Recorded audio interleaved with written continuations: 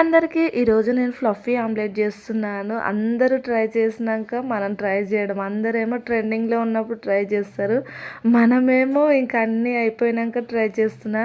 కానీ ఇది చాలా కొంచెం కష్టంగా ఉంది, ఎందుకంటే బ్లెండర్ ఉన్న వాళ్ళకైతే సింపుల్గా అయిపోతుంది. ఈ వైట్ దాన్ని బాగా బీట్ చేయడం కొద్దిగా కష్టం ఉంది. మినిమం నాకు 20 మినిట్స్ పడిందండి. మీరు కూడా ట్రై చేస్తే కామెంట్ చేయండి. నాకైతే సూపర్ వచ్చింది అండ్ టేస్ట్ కూడా అదిరిపోయింది.